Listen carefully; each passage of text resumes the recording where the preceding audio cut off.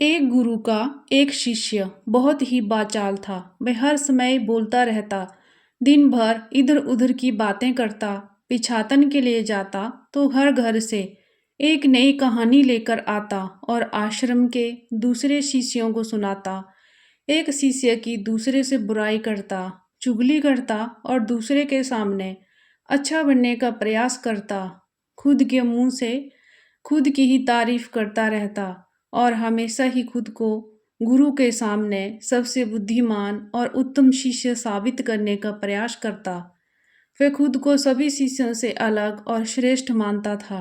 उसका कहना था, मैं एक अमीर घर का लड़का हूँ। अगर मैं चाहता तो एक आरामदायक और सुविधाओं से भरा जीवन जी सकता था, लेकिन मैं सब छोड़कर यहाँ आ गया क्योंकि मुझे सत्य की खोज करनी है, खुद को जानना है, जीवन को जानना है। इसीलिए मेरा त्याग तुम सबसे बड़ा है। गुरु ने आश्रम के सभी शिष्यों को बुलाकर कहा, आप सभी को अगले 1 माह के लिए कोई एक संकल्प लेना है। इससे आपकी संकल्प शक्ति मजबूत होगी और आप में आत्म शक्ति का संचार होगा। आप सभी अपनी अपनी सामर्थ्य के अनुसार कोई संकल्प ले सकते हैं और 1 माह से पूर्व आप में से जिस शिष्य का संकल्प टूटता जाए वह अपनी पुरानी दिनचर्या में वापस आते जाएं। सभी शिष्यों ने अपनी शक्ति के अनुसार छोटे बड़े संकल्प लिए और गुरु को अपने संकल्प के बारे में बताकर वहां से चले गए। लेकिन वो वाचाल शिष्य खुद को सबसे अलग और बड़ा दिखाना चाहता था। इसीलिए वह सीधे गुरु की कुटिया में पहुंच गया और बोला, मैं कोई छोटा मोटा संकल्प नहीं लेना चाहता, बल्कि खुद की ही भांति एक बड़ा और महान संकल्प लेना चाहता हूँ। कृपया आप ही बताइए। गुरु मुस्कुराए और बोले, क्या तुम मेरे द्वारा दिए गए संकल्प को पूरा कर पाओगे? क्या तुम्हारे लिए उसे पूरा करना संभव होगा? नहीं, वो तुम्हारे लिए उसे पूरा करना संभव नहीं होगा। इसीलिए तुम खुद ही कोई संकल्प ढूंढ लो। शिष्य ने कहा, नहीं गुरुदेव, आप जो भी संकल्प मुझे देंगे मैं जरूर उसे पूरा करूंगा। आप बताइए तो सही। गुरु ने कहा, ठीक है, तो तुम अगले 1 माह तक चुप रहोगे, मुंह से एक शब्द भी नहीं निकालोगे। यही तुम्हारा संकल्प है। शिष्य ने कहा, गुरुदेव, यह भी कोई संकल्प है? यह तो बहुत ही आसान है। 1 माह तक चुप ही तो रहना है। कोई बड़ा संकल्प दीजिए जो मेरी योग्यता के लायक हो, जिसे पूरा करने में मुझे समस्या हो। गुरु ने कहा, पहले तुम इस संकल्प को तो पूरा करके दिखाओ। गुरु की बात मान ली और वह उसी समय चुप हो गया और पलटकर कुटिया से बाहर चला गया। उसे चुप रहना बहुत आसान लग रहा था। उसने एक दिन तो जैसे तैसे चुप रहकर काट लिया, लेकिन दूसरे दिन से उसके मन में ना बोलने का बोझ भरने लगा। तीसरे दिन उसे भारीपन महसूस होने लगा और चौथे दिन उसके अंदर एक अजीब सी बेचैनी होने लगी, क्योंकि आसपास आश्रम के सभी शिष्य एक दूसरे से बातें कर रहे थे। वह भी अपना पक्ष उनके सामने रखना चाहता था, उनकी बोलती बंद कर देना चाहता था, लेकिन उसका संकल्प उसके आगे आ रहा था। इसीलिए वह पूरे दिन सिर्फ मुंह और आंखें बनाता रहता। इसी तरीके से कुछ दिन और बीत गए और वह शिष्य बीमार पड़ गया। उसका सर फटा जा रहा था। उसका खाने पीने तक का मन नहीं कर रहा था। वह सिर्फ बोलना चाहता था। वह गुरु के पास गया और उनके सामने बैठकर लिखकर उन्हें बताया, गुरुदेव, मैं बोलना चाहता हूँ। बिना बोले मुझे सांस नहीं आ रही। मेरा दम घुटा जा रहा है। मैं अंदर ही अंदर पागल हुआ जा रहा हूँ। मैं क्या करूँ? संकल्प तोड़ दूं क्या? यह पढ़कर गुरु मुस्कुराए और बोले, संकल्प तो तोड़ने के लिए ही होते हैं, लेकिन जो अपने संकल्प को पूरा कर लेता है वही अपने आंतरिक शक्ति को बढ़ा पाता है। और अपनी आंतरिक शक्ति को बढ़ा लेता है वह समझ और जागृति की राह पर आगे निकल जाता है।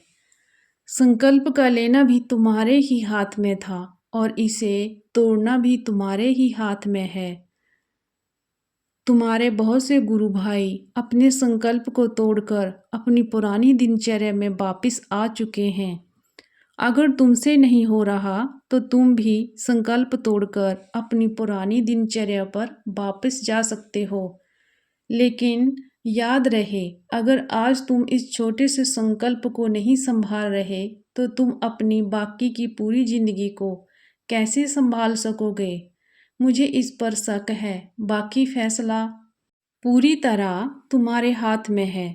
गुरु की यह बात शिष्य के दिल में चोट कर गई। वह बिना कुछ बोले वहां से वापस चला गया और खुद को अपनी कुटिया में बंद कर लिया। वह केवल अपने जरूरी कामों के लिए ही कुटिया से बाहर निकलता, बाकी सारा समय कुटिया के अंदर ही बैठा रहता। 15 दिन बीत चुके थे और आश्रम के लगभग सभी शिष्यों का संकल्प अब तक टूट चुका था, लेकिन उस बाचाल शिष्य का संकल्प अभी भी जारी था। संकल्प लेने के बाद से अब तक उसने एक शब्द भी न बोला था। सारा आश्रम हैरान था कि इतना बोलने वाला इंसान चुप कैसे हो गया। 15 दिन बिताने के बाद वह दोबारा अपने गुरु के पास गया और लिखकर बताया, गुरुदेव, मैं बाहर से तो चुप हूँ, लेकिन मेरे भीतर बहुत सी आवाज़ें हैं, बहुत सी चीख पुकार और शिकायतें हैं। मैं अंदर ही अंदर बात करता रहता हूँ। मेरा मन तरह तरह के प्रश्न पूछता रहता है। मैं बाहर से जितना मौन हूँ, भीतर से उतनी ही शोर शराबी से भरा हुआ हूँ। मुझे लगता है, क्या मेरा संकल्प अभी भी जारी है? गुरु ने कहा, हाँ, तुम्हारा संकल्प अभी भी जारी है, लेकिन जब तक लोगों की यह आवाज़ें तुम्हारे कानों में पड़ती रहेंगी, तुम्हारा मन बोलता रहेगा, क्योंकि इसे तो आदत है बोलने की। तुम भले ही बाहर से चुप रहो, लेकिन तुम अंदर ही अंदर बोलते रहोगे। तुम्हें इन बातों से, इन आवाज़ों से दूर जाना पड़ेगा। शिष्य गुरु को प्रणाम कर वहाँ से चला जाता है और सुबह होते ही अपनी कुटिया छोड़कर जंगल की तरफ चला जाता है। कई दिन बीत जाते हैं, संकल्प का समय भी पूरा हो जाता है, लेकिन उस शिष्य का कोई पता नहीं, ना वो लौट कर आता है। आश्रम में सभी को डर था कि कहीं जंगली जानवर ने उसे खा लिया होगा। इस बीच उसे ढूंढने की बहुत कोशिश की गई, लेकिन वह कहीं नहीं मिला। सभी गुरु भाइयों ने मान लिया था कि जंगली जानवरों ने उसे अपना शिकार बना लिया है, लेकिन गुरु को ऐसा लगता था। एक दिन एक शिष्य गुरु के पास आया और बोला, गुरुदेव, उस बाचाल शिष्य के साथ क्या हुआ होगा? क्या जानवरों ने उसे मार दिया होगा? गुरु ने कहा, हो सकता है कि जानवरों ने उसे अपना शिकार बना लिया होगा, लेकिन उसके ना लौटने की एक दूसरी वजह भी हो सकती है। शायद उसे वो मिल गया है जिसके लिए वो गया था। शिष्य ने पूछा, गुरुदेव, क्या ज़्यादा बोलना इतना हानिकारक होता है? गुरु ने कहा, इंसान के जीवन के बहुत सारे दुखों में से एक दुख यह भी है कि वह कभी चुप नहीं रह सकता, हमेशा कुछ न कुछ बोलता ही रहता है। सिर्फ हमारे बोलने का कारण हमारे आधे से ज़्यादा दुख पैदा होते हैं। परिवार के अधिकतर झगड़ों की वजह हमारे बेमतलब बोलना ही होता है। हम में से कोई भी चुप नहीं रहना चाहता, हम बस सामने वाले को सुना देना चाहते हैं। जो भी हमारे मन में है सब निकाल कर उसके मन में बिठा देना चाहते हैं। उसे समझा देना चाहते हैं कि तू गलत है और मैं सही। आखिर ये कहाँ तक उचित है? क्योंकि दूसरा भी तो यही हो रहा है और इस तरीके से सब एक दूसरे की सड़ी गली बातों को ग्रहण कर रहे हैं। फिर समय के साथ उन्हीं बातों की परतों को गिराते रहते हैं, एक दूसरे को सुनाते रहते हैं। इस तरीके से सुनने और सुनाने का यह काम जिंदगी भर चलता रहता है, लेकिन इस नासमझी में हम खो देते हैं अपना समय, अपना जीवन, अपनी समझ और सबसे महत्वपूर्ण वो कीमती पल जो जिए जा सकते हैं, जिनको अनुभव किया जा सकता है, जिस आनंद को प्राप्त किया जा सकता है। लेकिन इसके बदले हमें मिलता क्या है? कुछ नहीं, सब व्यर्थ और बर्बाद हो जाता है। इस पागलपन में हमने खो दिया। इसका एहसास केवल कुछ ही लोगों को हो पाता है। बाकी लोग जैसे उन्हें अपने आने का पता नहीं, वैसे ही उन्हें अपने जाने का भी पता नहीं चल पाता। तो फिर इसका समाधान क्या है? गुरु ने कहा, पूरी जागरूकता के साथ अपने विचारों को देखना, यही एकमात्र तरीका है। उस बाचाल शिष्य को आश्रम छोड़कर गए हुए 3 महीने का समय बीत चुका था, लेकिन उसकी कोई खबर ना थी। अब तक तो सभी गुरु भाइयों ने भी उसके वापस लौटने की उम्मीद छोड़ दी थी। लेकिन एक दिन वह आश्रम लौट आता है। उसे देखकर सभी के आश्चर्य और खुशी का ठिकाना ना रहा। लेकिन अब वह नहीं था जो यहाँ से गया था, वह कुछ और ही बनकर वापस आया था। उसके अंदर एक गजब का बदलाव महसूस किया जा सकता था। उसके चेहरे पर एक गजब का ठहराव और आंखों में बड़ी शांति थी। आश्रम में आते ही सभी गुरु भाइयों ने उसे चारों तरफ से घेर लिया और बातें करने लग गए। वह अपने गुरु भाइयों से बातें करने लगा। उनसे बातें करने वाले सभी शिष्यों ने यह अनुभव किया कि अब वह पहले जैसा उतावला और बातूनी नहीं रह गया था। उसके मुंह से एक एक शब्द बड़ा ही सहज और मधुरता के साथ निकल रहा था। थोड़ी देर तक गुरु भाइयों से बात करने के बाद वह सीधा गुरु की तरफ चला गया। उसने गुरु के चरण छुए और कहा, गुरुदेव, क्या मैं अभी भी मौन हूँ? क्या अभी भी मेरा संकल्प जारी है? गुरु ने कुछ देर तक शिष्य की आंखों में बड़े ध्यान से देखा और कहा, तुम अब भी मौन हो। तुम्हारे मुंह से एक भी शब्द नहीं निकल रहा और तुम्हारा संकल्प अभी भी जारी है।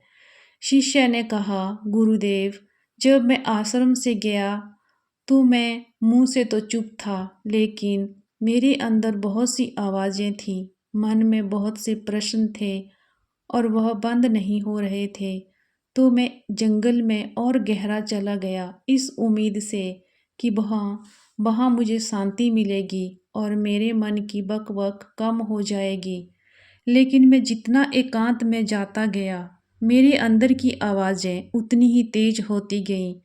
मेरे भीतर की और पुरानी से पुरानी आवाज़ें मुझे सुनाई देने लगीं। तब जाकर मैंने महसूस किया कि मैं कितना गलत कर रहा था। जब मैं अपने परिवार वालों, दोस्तों और गुरु भाइयों को बुरा भला कहता था, तो उस समय मुझे लगता था कि मैं सही कर रहा हूँ। जब मैं गुरु भाइयों की एक दूसरे से चुगली करता, उनका मजाक बनाता, तब भी मुझे यही लगता था कि मैं उनसे बेहतर हूँ और मैं सही कर रहा हूँ। लेकिन उस दिन मैंने पहली बार महसूस किया कि मैं कितना गलत बोलता था। काफ़ी दिनों तक ये आवाज़ें, ये शिकायतें मेरे अंदर चलती रहीं, लेकिन धीरे-धीरे करके एक दिन ये सारी आवाज़ें मेरे अंदर से समाप्त हो गई। अब मैं भीतर से मौन हो गया। उस जंगल में बाहर से कोई बोलने वाला न था और भीतर कोई आवाज़ नहीं बची थी। मैं उस दिन पहली बार मौन का सही अर्थ समझा और मेरे चारों तरफ शांति थी। हालांकि अभी कुछ आवाज़ें आ रही थीं जो पहले भी आती थीं, लेकिन मैं उन्हें सुन नहीं पाता था। पर अब वह सभी आवाज़ें मुझे स्पष्ट रूप से सुनाई दे रही थीं। हवा के चलने की आवाज़, चिड़ियों के चहकने की आवाज़, पानी के बहने की आवाज़, भंवरों के गुनगुनाने की आवाज़, ये सभी आवाज़ें मैंने पहली बार पूरे होश पूर्वक सुनी। अपने चारों तरफ इतनी शांति मैंने पहले कभी महसूस नहीं की थी। तो इस शांति को भंग करने के लिए मैंने पहली बार अपने मुंह से कोई शब्द निकाला। मैं चिल्लाया, हे ईश्वर, ये कैसी शांति है? सब कुछ इतना शांत क्यों है? ऐसा क्या हो गया? लेकिन मेरे चिल्लाने के बाद भी वह शांति भंग न हुई। सब कुछ पहले की जितना ही शांत था, बाहर भी और भीतर भी। हे गुरुदेव, मैंने अपने गुरु भाइयों से बात की, मैंने आपसे बात की, मैं बोल रहा हूँ, मैं चल रहा हूँ, मैं सब कुछ देख रहा हूँ, लेकिन मैं अपने भीतर एकदम एकांत में हूँ, मौन में हूँ, भीड़ में हूँ, तब भी भीतर से अकेला एकांत में होता हूँ। जब मैं खुद में भी शोर करना चाहता हूँ, तब भी एकांत में ही होता हूँ। अब सब दिखाई पड़ने लगा है, सब सुनाई पड़ने लगा है। गुरु ने कहा, जब तक हम बाहर की तरफ बोलते रहेंगे, भीतर अशांति ही रहेगी। जिस दिन हम भीतर की तरफ मुड़ जाएंगे, फिर बाहर हमारे मुंह से कुछ भी निकले, हम शांत ही रहेंगे। दुनिया में जितनी भी बुराइयां हैं, ज़्यादातर हमारे बोलने से ही उत्पन्न होती हैं, क्योंकि हम चुप रहना नहीं चाहते। हम जितनी ज़रूरत है उससे कहीं ज़्यादा बोलते हैं। हम सामने वाले को सुनना नहीं चाहते, बल्कि उसकी बोलती बंद कर देना चाहते हैं। उसे समझा देना चाहते हैं कि मैं कौन हूँ, दिखा देना चाहते हैं उसे अपनी सारी सामर्थ्य। बस यही हमारे ज़िंदगी का मकसद बनकर रह जाता है। हमारी सारी ऊर्जा इस व्यर्थ के बोलने में बर्बाद होती रहती है। ऐसे पति पत्नी का जीवन दुखों से भर जाता है, जो हमेशा एक दूसरे को सुनाने में लगे रहते हैं। कभी एक दूसरे को सुनना नहीं चाहते, समझना नहीं चाहते, और चुप रहना तो उन्होंने कभी सीखा ही नहीं, क्योंकि चुप रहना उन्हें छोटा महसूस करवाता है। दुनिया की सभी लड़ाइयाँ का कारण हमारा बोलना ही है। इसीलिए हमें सिर्फ उतना ही बोलना चाहिए जितना ज़रूरी हो, क्योंकि व्यर्थ का बोलना ऊर्जा को नष्ट करना है, और ये बोलना ही हमें अपने भीतर की ओर लौटने नहीं देता, क्योंकि ये हमें बाहर की ओर खींच कर रखता है। और बाहर है ही क्या इस संसार के अलावा। लेकिन अगर अपने भीतर के संसार की ओर मुड़ना है, तो इस मुंह को बंद ही रखना चाहिए। इसीलिए जितने भी बुद्ध हुए, आत्मज्ञानी हुए, वे सभी एकांत की ओर भागे, ताकि उन्हें ज़्यादा बोलना ना पड़े, ज़्यादा सुनना ना पड़े। वह एकांत में रहे और शांत रहे, इसीलिए आसानी से भीतर की यात्रा कर पाए। लेकिन अगर कोई चाहे तो इस संसार में रहकर भी एकांत में रह सकता है, शांत रह सकता है, लेकिन इसके लिए उन्हें अपनी ऊर्जा बचानी होगी, जिसे वह अब तक अपने व्यर्थ के शब्दों में बर्बाद कर रहे थे। श्रोताओं, इस कहानी की सीख यही है कि व्यर्थ का बोलना ऊर्जा को नष्ट करना है, और यह बोलना ही हमें अपने भीतर की ओर लौटने नहीं देता, क्योंकि यह हमें बाहर की ओर झुकाए रखता है। और जिन्हें भीतर की यात्रा करनी है, उन्हें अपने मुंह को बंद ही रखना चाहिए। मुझे उम्मीद है कि आपको यह कहानी पसंद आई होगी और काफ़ी कुछ सीखने को मिला होगा। धन्यवाद।